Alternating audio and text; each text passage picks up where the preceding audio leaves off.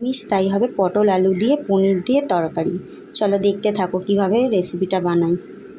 কড়া ভালো করে গরম করে নিয়েছি, এবার আমি দিয়ে দেবো কড়াইতে সাদা তেল। তেলটা আমরা গরম হতে দেবো, তারপর আমি দিয়ে দেবো পটলগুলো। তেলটা বেশ ভালো মতো গরম হয়ে গেছে, এবার আমি এর মধ্যে ছেড়ে দেবো পটলগুলো। পটলগুলো একটু ভালো করে ভেজে তুলে নেবো। পটলগুলো ভাজতে একটু টাইম লাগবে, পটলগুলো লাল লাল করে ভেজে নেবো। আমি সামান্য হলুদ গুঁড়ো অ্যাড করলাম, তাহলে কী হবে, ভাজাটা দেখতে ভালো হবে। এগুলো বেশ লাল লাল ভাজা হয়ে এসছে, আর একটু ভেজে তুলে নেব। এই যে পটল ভেজে তুলে নিলাম, এবার আলুগুলো ভেজে নেব। আলুগুলো ভেজে নেব।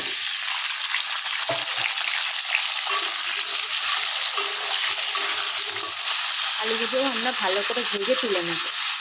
পনিরটা ভালো করে কেটে নিলাম, বেশ লাল লাল করে ভাজা হয়ে গেছে, এবার আমি তুলে নেব। দুটোই ভেজে তুলে নিয়েছি, এগুলো ভেজে নেব।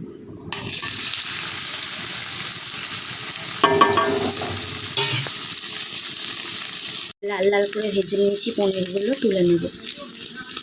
দিলাম লঙ্কার গুঁড়ো,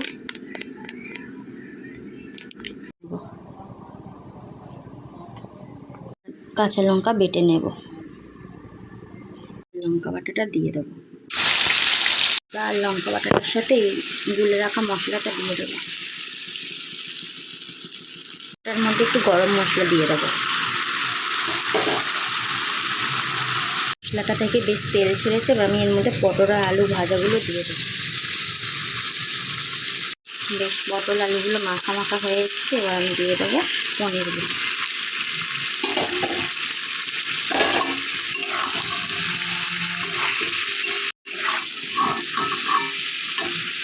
এবার দেবো আমি নুন।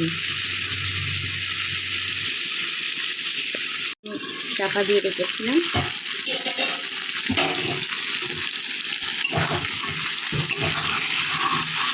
বেশ ভালোভাবে কষানো হয়ে গেছে, এবার দিয়ে দেবো জল।